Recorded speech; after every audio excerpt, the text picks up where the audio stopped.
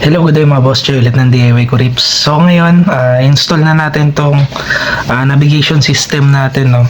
Pero bago ko siya install kasi, no, inayos-ayos ko na siya kagabi. Kung ano yung mga kaya kong gawin, ginawa ko na para ikakabit-kabit ko na lang siya doon sa motor. So ito, no, yung front cam dito ko nilagay. So marami na akong video ginawa patungkol sa ganito, kung saan ako naglalagay ng camera. Yan. So ito, dito ko siya nilagay. Dati meron na talagang camera na nakakabit dito. Kaso nga lang tanggalin. Gusto ko sana ayun na lang din yung gamitin. Ang problema, magkaiba ng socket yung camera na dating nakalagay dito versus dun sa camera nung navigation system natin. So no choice, need yung tanggalin, tapos bubutasan nyo na naman, isusukat nyo yung pinaka camera nung navigation system natin. Yan. Plano ko sana kung ano yung mga ginamit ko or ginawa ko dati nung nag-install ako nung dual camera, ayun na lang ulit yung gagamitin ko ngayon. Kaso nga lang, hindi talaga nag-match yung camera, yung mga wire extension, hindi talaga nag-match. So, uulitin ko ulit siya, tatanggalin ko ulit lahat. Pero, pagka in-install ko tong camera na to, no, tong navigation system, hindi ko napapakita lahat. Pwede nyo namang panoorin na lang yung dating video. Kasi almost the same naman. Ang pinakaiba lang, itong pinaka-screen, lalagay ko na to sa handlebar. Yung screen kasi dati nung dual camera nung motor ko, sa compartment ko nilagay. Pero ito kasi hindi ko to pwedeng ilagay sa compartment kasi may navigation system to. So, kailangan nakikita mo to. Tapos, ang ginawa ko ngayon, yung switch to, sa ibabaw ko nilagay. Hindi ko siya nilagay doon sa handlebar. Ayoko kasi na maraming nakakabit doon sa handlebar. So, dito ko na lang siya nilagay. Ang ginawa ko, tinanggal ko lang yung clamp nito. Tapos, dito ko siya in-screw. So, yung screw niya dun sa clamp, dito ko na lang kinabit. Yan. Tapos, yung likod, yan. So, 4 na wire to, plus 1, naging 5. Ginawa ko, kinabitan ko ng wire cover or snake skin. Ang problema ko lang, wala akong shrinkable tube na kakasya dito. Kaya kung makikita nyo, panay ano lang siya, electrical tape. Nakapangitan nga ako pero no choice. Wala akong fit na shrinkable tube. So electrical tape. Yan. So ito, okay na to. Yan, tas to dito sa ibabaw. Ibalikan niya naman yung itsura niya. So, ang need ko na lang ikabit dyan ay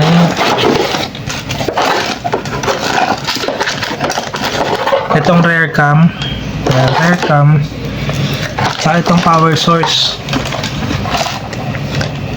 So, pwede nyo panoorin yung dating video ko, no, nung nag-install ako ng dual camera doon sa motor para malaman nyo kung saan ako nagpagapang ng mga wire. Pero ito, kakabit ko na to doon sa motor. Tapos, papakita ko na lang sa inyo yung itsura niya pagka nakabit na. Ito ang gagawin ko dito, tatanggalin ko tong screw na to. Yan. Tapos, ito na yung ikakabit ko mismo sa handlebar. Kasi may butas yung handlebar ko. So, i-screwin ko na lang dire-diretso. So, ito nakadirekta na to dun sa handlebar. Hindi ko na gagamitin yung ibang clamp. Ito mga to. Hindi ko na to gagamitin. So, ikakabit ko na muna to dun sa motor, no? Tapos, pakita ko na lang sa inyo pagka nakabit na.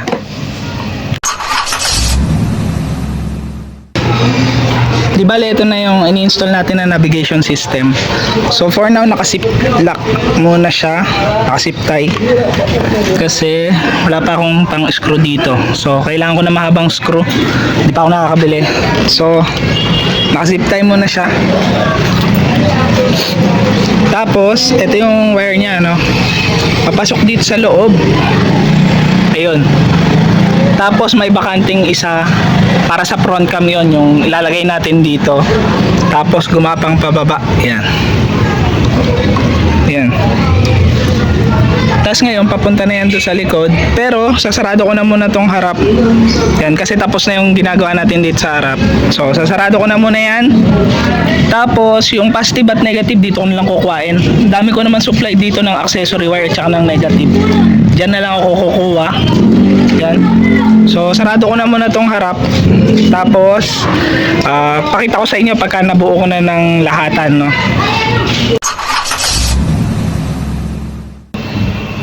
Di bale, ito na yung last step natin, no? Yung need na natin ikabit yung camera sa may rear part ng motor. So, ito yung dating nakakabit. Yan. Magkaiba kasi sila nung shape nung bago nating camera. So, kailangan natin ulit tabasin yung pinaka plastic. Ito sana yung plano ko na lang sanang gamitin. Kaso nga lang, magkaiba naman ang sakit. Ito kasi yung sa dati nating dual camera. Ito yung sa bago. Yan, no? Magkaiba sila. Although parang parehas naman natang 4 pin, pero magkaiba kasi yung placement ng pin. Ito. Tsaka mas malaki tong sakit na to.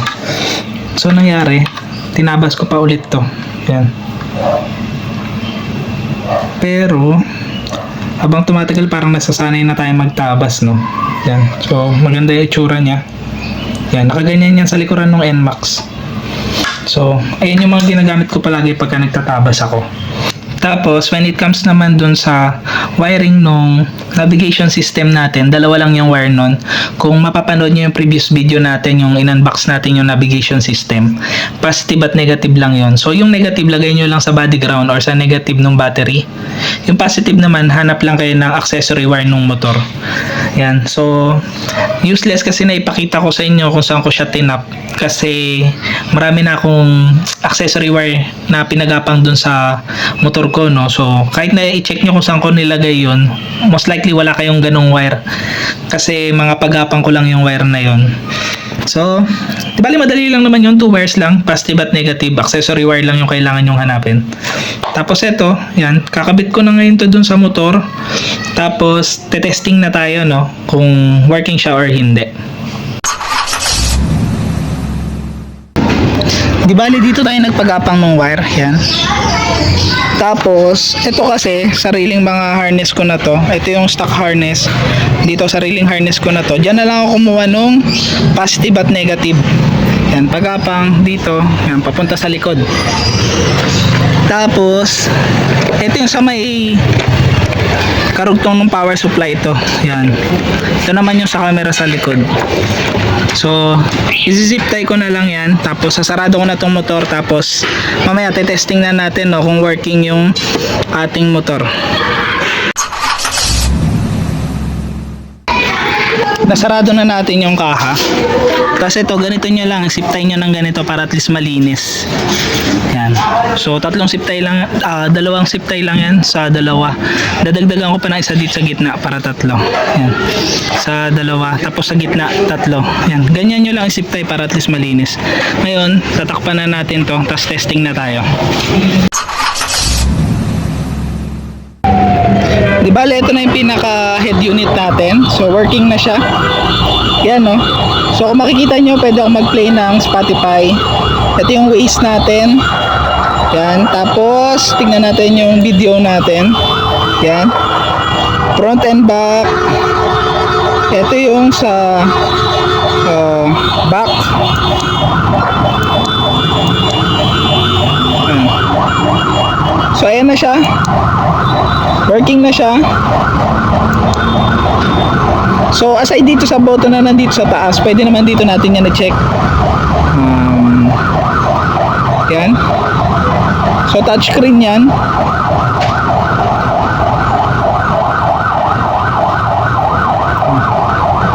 Yan. Likod.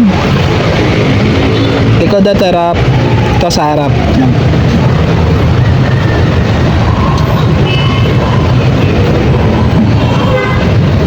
So, ito na yung sa may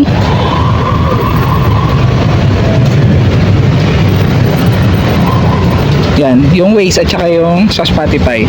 So, tapusin na natin tong video na to, no? Ingat kayong lahat. Ride safe. God bless.